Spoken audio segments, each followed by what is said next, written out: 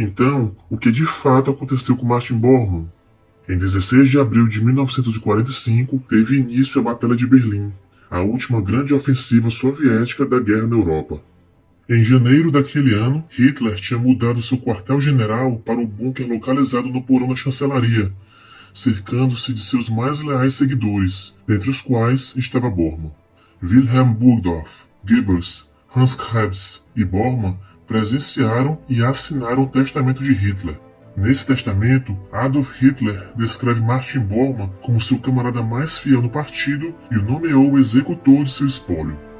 Além disso, e de acordo com seus últimos desejos, Bormann foi nomeado ministro do partido, alcançando assim o topo de sua carreira como líder do Partido Nacional Socialista. Após os soviéticos rejeitarem o pedido de cessar-fogo feito por Goebbels e Bormann, foi selado, assim, o destino da capital alemã.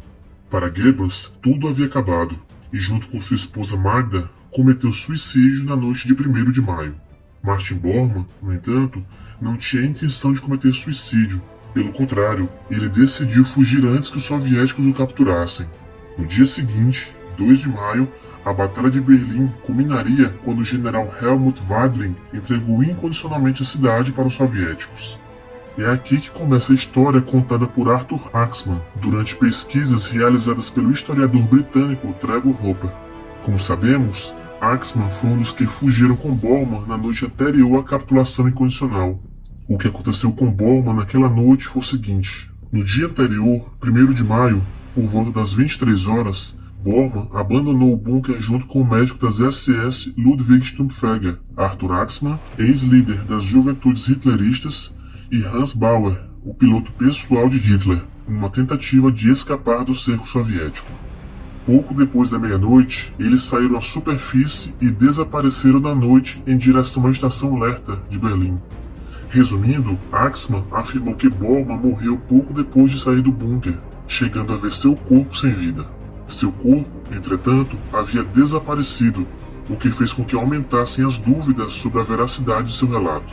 Consequentemente, isso significava que Bormann ainda poderia estar vivo. Durante os caóticos dias após o fim da guerra, surgiram relatos contraditórios sobre seu paradeiro.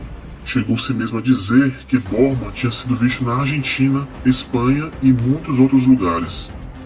Enquanto o Terceiro Reich era desmantelado, os aliados, como sabemos, iniciaram os julgamentos de Nuremberg contra os principais líderes do antigo regime, entre os quais estava Martin Bormann. A esse respeito, caso Bormann ainda estivesse, todavia, vivo, foram emitidos inúmeros avisos sobre a iminência dos julgamentos em jornais e no rádio para notificá-lo sobre as acusações que lhe eram imputadas. Não obstante, seu advogado argumentou que Bormann estava morto e, por essa razão, já não poderia mais ser julgado.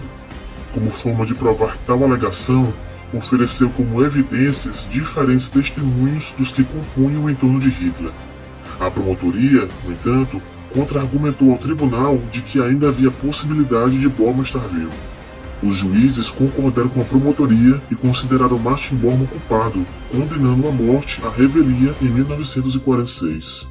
A primeira teoria que surgiu foi a de que Bormann, depois de escapar do bunker, se dirigiu ao norte do país, em direção a Flensburg, na fronteira com a Dinamarca, mas as buscas não tiveram resultado. Outra teoria mencionava que Bormann não havia se dirigido ao norte, mas ao sul, até a cidade de Bolzano, Itália, onde encontraria sua esposa Gerda, mas esta havia morrido sob custódia em 1946. Então, com o passar do tempo, perdeu-se o interesse pelo caso, que foi arquivado. O problema era que os rumores segundo os quais Bormann seguia vivo não terminavam, e quanto mais rumores circulavam, mais pessoas se convenciam de que ele estava vivo. Como consequência, a CIA e o FBI se envolveram no caso, concentrando suas buscas na Argentina, mas nenhuma evidência em específico foi encontrada sobre seu paradeiro. Por sua parte, a CIA também concluiu que Bormann havia morrido enquanto tentava escapar de Berlim, o que foi corroborado em sua investigação por Heinz Linger e Otto Gunsche em 1955 e 1956, respectivamente. O interessante era que nenhum deles podia apontar onde ou como Bormann havia morrido. É nesse ponto onde Simon Wiesenthal rejeitou a teoria de que Bormann estava morto e decidiu continuar a investigação.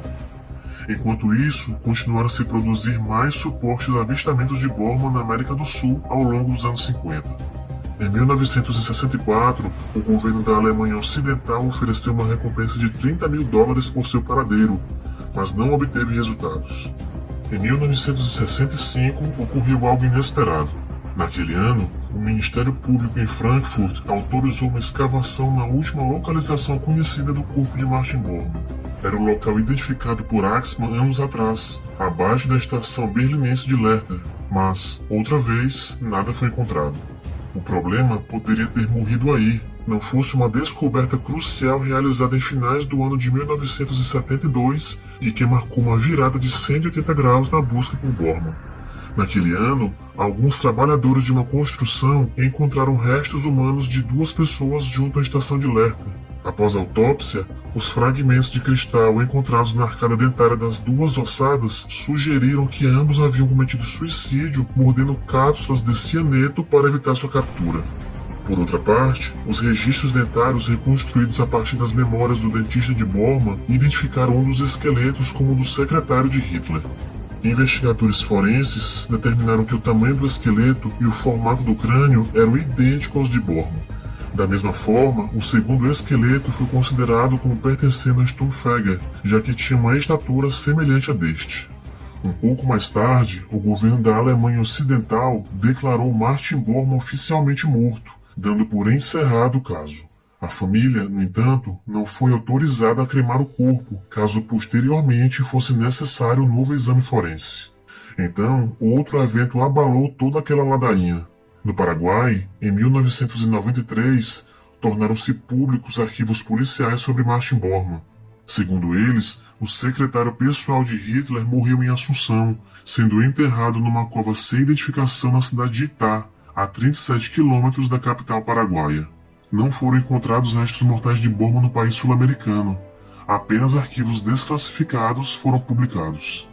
Finalmente, todos os restos mortais em Berlim foram identificados de forma definitiva como sendo de Martin Bormann apenas em 1998, quando as autoridades alemãs ordenaram levar a cabo testes genéticos naquelas ossadas. Os testes, que usaram DNA de um de seus parentes, identificaram o crânio como pertencente a Martin Bormann. Resolvido um dos mais controversos mistérios da história, os restos de Bormann foram definitivamente cremados e suas cinzas foram lançadas no Mar Báltico em 16 de agosto de 1999. Em suma, na Alemanha, os resultados dos exames de DNA foram conclusivos e o caso foi oficialmente encerrado, mas a questão é que ainda hoje algumas perguntas permanecem sem resposta, e para muitos o mistério do sumiço de Martin Bormann, o ministro mais importante de Hitler, ainda permanece sem solução.